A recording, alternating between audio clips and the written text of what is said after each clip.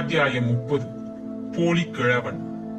இரண்டாவது முறையாக ஜுரவேகத்தில் இதயகுமாரன் உளர ஆரம்பித்ததும் முத்திரையர் பூபதியான பெரும்பிடுகர் திடீரென அசைவற்று நின்றுவிட்டு பணிப்பெண்ணையும் அரைக்கதவை மூடும்படி உத்தரவிட்டார் என்றால் அதற்கு காரணம் இருக்கவே செய்தது.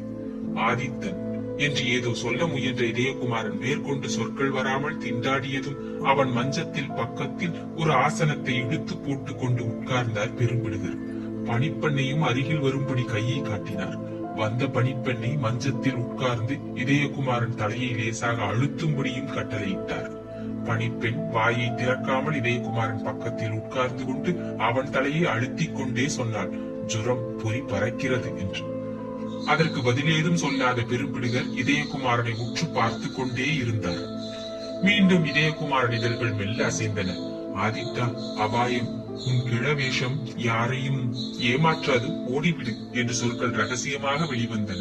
சட்டென்று பேச்சு நின்றது. சில வினாடிகள். மறுபடியும் துவங்கியது வறண்ட சிரிப்புடன்.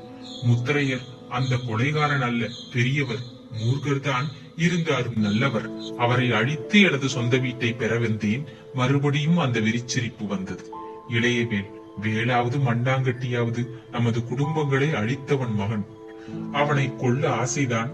அப்பா, மண்டையை பிளக்கிறது என்று உளறி திரும்பி திரும்பி மண்டையை புரட்டினான் இதயகுமாரன். மாறவேல், என் கையை ஏன் கட்டினீர் என்று கூறியதும் அவன் கண்கள் திறந்தன. பிறகு மீண்டும் மூடிக்கொண்டன. இதயகுமாரன் சுவாசம் ஒரே சீராக வந்தது. பணிப்பெண்ணை பார்த்து பெரும்பிடுகர் கேட்டார், இதில் உனக்கு ஏதாவது விளங்குகிறதா என்று. ஓரளவு புரிகிறது என்றாள் பணிப்பெண். புரிந்த வரையில் சொல் என்றார் பெரும்பிடுகர். இவனை யாரோ ஆதித்தன் என்பவன் உள்ளே விட்டிருக்கிறான் என்ற பணிப்பெண் வாசகத்தை முடிக்கவில்லை. ஆதித்தன் என்பவன் யாரோ இல்லை, சோழ இளவரசன் விஜயாலயன் மகன் என்று பணிப்பெண்ணின் சொற்களை இடை புகுந்து விட்டினார் பெரும்பிடுகர். பணிப்பெண் முகத்தில் வியப்பின் சாயை பெரிதும் படர்ந்தது. சோழ இளவரசனா என்று வினவினால் குரலில் வியப்பு ஒலிக்க. ஆம், கிழவேஷம் பூண்டு இங்கு நமது பிரதான வாசல் காவலரோடு கலந்து உறைந்திருக்கிறான். இதயகுமாரனை உள்ளே அனுப்பியது அவன்தான் என்றார் பெரும்பிடுகர். அப்படியானால் அவனை சரி செய்தால் என்ன என்று கேட்டாள் பணிப்பெண். சாதாரண மனிதர்கள் செய்யக்கூடிய காரியம் அது. அதாவது போரில் வெல்ல முடியாதவர்களின் வழி அது. ஆதித்தன் மகாவீரன் தன்னந்தனியாக இங்கு வந்திருப்பதே அதற்கு அத்தாட்சி என்றார் பெரும்பிடுகர். பிறகு அவர் பேசவில்லை. தீவிர சிந்தனையில் ஆழ்ந்தார். நீண்ட நேரத்திற்கு பிறகு பணிப்பெண்ணை அழைத்து, நீ பிரதான வாசலுக்கு போ. அங்கு அந்த கிழவன் இருந்தால் அவனை உடனடியாக தப்பிச் செல்லும்படி கூறு. இதயகுமாரனுக்கு எந்த ஆபத்தும் இல்லை என்று சொல் என்று உத்தரவிட்டார். அந்த உத்தரவை கேட்ட பணிப்பெண் அச்சத்திற்கும் அதிர்ச்சிக்கும் உட்பட்டாள். முத்திரைய பூபதி, இது என்று ஏதோ ஆட்சேபனை துவங்கினாள். பெரும்பிடுகர் அவளை நோக்கி சொன்னார், பெண்ணே, 1000 பேரை தனியாக சந்திக்க சொல் போரில். பெரும்பிடுகன் தயங்க மாட்டான். சிறு படையை கொண்டு சோழர் தலைநகர் மீது பாயச் சொல், தயாராய் இருப்பான் பெரும்பிடுகன். ஆனால் துணிந்து வந்து சிக்கிய எதிரி மகனை பெரும்பிடுகன் கொன்றான் என்பது சரித்திரத்தில் வரக்கூடாது. கொலை களவுகளுக்கு அஞ்சுவதல்ல என் சுபாவம். ஆனால் இதிலும் ஒரு நேர்மை உண்டு. கூட்டமான சூரர்களை எதிர்த்து அடியோடு கொன்று போடலாம்.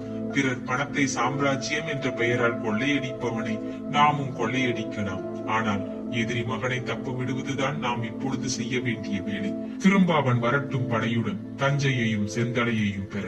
அவன் தலையை என் வாளின் ஒரே வீச்சினால் நிலத்தில் உருட்டுவேன். இதை சொல்லி மௌனமானார் பெரும்பிடுகர். பணிப்பெண் ஒரு முறை அவரை கூர்ந்து நோக்கினாள். பிறகு அறையை திறந்து கொண்டு மறுபடியும் கதவை மூடிவிட்டு சென்றாள். தனது அறையில் இருந்து ஒரு பெரிய சீலையை எடுத்து முக்காடாக போட்டுக்கொண்டு வெளியே சென்றாள் பின்புற கதவின் வழியாக. அங்கிருந்த படிகளில் இறங்கி நந்தவனத்தில் மறைந்தும் மற்ற மரக்கூட்டங்களில் நுழைந்தும் வெகு லாவகமாக யார் கண்ணிலும் படாமல் பிரதான வாயிலை அணுகினாள். அங்கிருந்த 2 காவலர்கள் அவளை மடக்க முக்காடிட்ட சீலையை நீக்கி முகத்தை காட்டினாள். காவலர் இருவரும் அவளுக்கு தலைவணங்கி, நாங்கள் என்ன செய்ய வேண்டும், கட்டளையிடுங்கள் என்று பணிவுடன் கேட்க, உங்களிடம் எனக்கு வேலை எதுவும் இல்லை. இங்கு யாரோ ஒரு கிழ காவலன் புதிதாக வேலைக்கு வந்தானாமே, அவன் எங்கே என்று வினவினான். ஐயோ, அவனா என்றான் ஒரு காவலன் பீதியுடன். ஏன், அவனுக்கு என்ன என்று வினவினாள் பணிப்பெண். சுத்த பைத்தியம். சில நாட்களுக்கு முன்புதான் வந்தான். சரி என்று வேலைக்கு வைத்தோம். அவன் பைத்தியம் என்பது பிறகுதான் தெரிந்தது. தன்னை மகாராஜா என்கிறான், இளவரசன் என்கிறான்.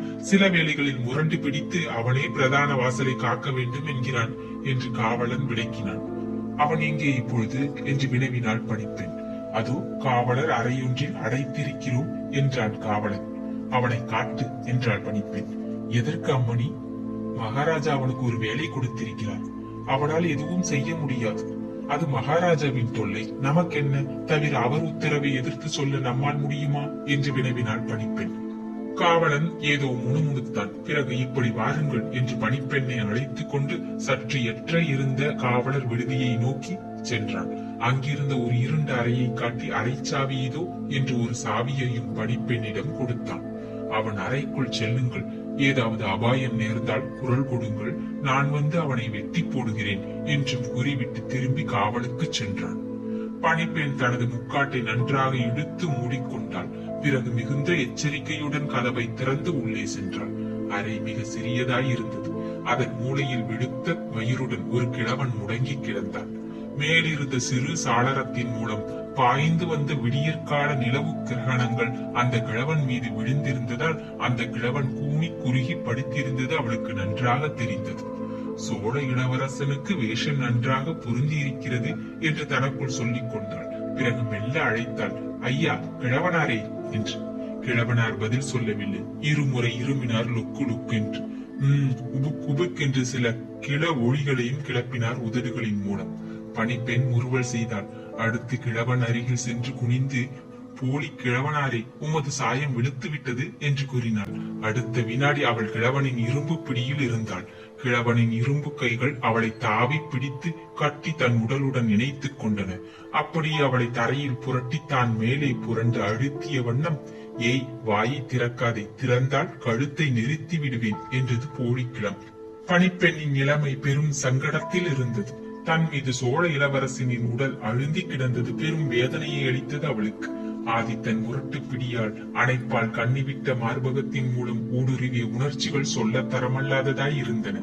அதே சமயத்தில் ஆதித்தன் சட்டென்று நிமிர முற்பட்டான். தன்னை எழுப்பியது ஆணல்லவென்பதும் ஒரு பருவ பெண் என்பதும் ஸ்பரிசத்தால் புலனானதால் அவளை சுற்றிய கைகளை சட்டென்று விட்டான்.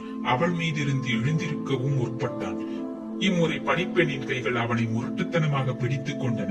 என்னிடம் சரசமாடுவது போல நடியுங்கள் என்றாள். ஏன், நீ யார் என்ற கேள்விகள் ஆதித்தனிடமிருந்து ரகசியமாக வெளிவந்தன. நான் பெரும்பிடுகர் பணிப்பெண், நன்றாக குனி என்ற பணிப்பெண் அவன் காதில் ஏதோ ஊதினாள் ரகசியமாக. ஆதித்த கிழவன் எழுந்தான் மெதுவாக, உடலை நடுங்கிய வண்ணம். இத்தகைய அபாய வேலைக்கு நான் எதற்கு? நான் வயதானவன், வேறு யாரையாவது அனுப்பு என்றான். பிரபுவின் ஆணை, போகாவிட்டால் உன்னுயிர் அரை காசு பெறாது என்றாள் பணிப்பெண் கடுமையான குரலில். கிழவன் நகைத்தான் பெரிதாக. சரி சரி, எங்கு செத்தால் என்ன, போய் வருகிறேன். மாலைக்குள் வராவிட்டால் நான் செத்து விட்டேன் என்று பூபதியிடம் சொல்லிவிடு என்று கூறிவிட்டு எதையோ தேடினான். என்ன தேடுகிறாய்? அதிகாரத்துடன் கேட்டாள் பணிப்பெண். எனது வாழ் என்று மீண்டும் அங்கும் இங்கும் தள்ளாடி நடந்தான் போனிக்கிழவன். அது அந்த மூலையில் இருக்கிறது, எடுத்துக்கொண்டு சீக்கிரம் புறப்படு. இல்லாவிட்டால் பெரும்பிடுகரிடம் சொல்லி உன்னை இப்பொழுதே வெட்டி போடுவேன் என்று சீற்றத்துடன் கூறினாள் பணிப்பெண். கிழவன் வாளை எடுத்து இடையில் கட்டிக்கொண்டு தள்ளாடி அரைவாசலை கடந்தான். அவனுடன் வெளியேறிய பணிப்பெண் அங்கு தோன்றிய காவலனை நோக்கி, இவனுக்கு ஒரு புறவியை கொடுத்து சீக்கிரம் அனுப்பு என்று உத்தரவிட்டான். காவலன் கொடுத்த முரட்டு புறவியில் தத்தி ஏறிய கிழவன் கடிவாளத்தை இழுக்க முயன்ற சமயத்தில் பணிப்பெண்ணின் கரத்தை மாறன் பரமேஸ்வரன் கரம் வலிய பிடித்தது. அந்த கிழவனை இறங்கச் சொல்லுங்கள் என்று உத்தரவும் கடுமையுடன் வந்தது. மாறன் பரமேஸ்வரனின் ராட்சச உருவம் ஆதித்த கிழவனை நோக்கி நடந்தது, பணிப்பெண்ணை இழுத்த வண்ணம். அத்தியாயம் 30 நிறைவுற்றது. நன்றி, வணக்கம்.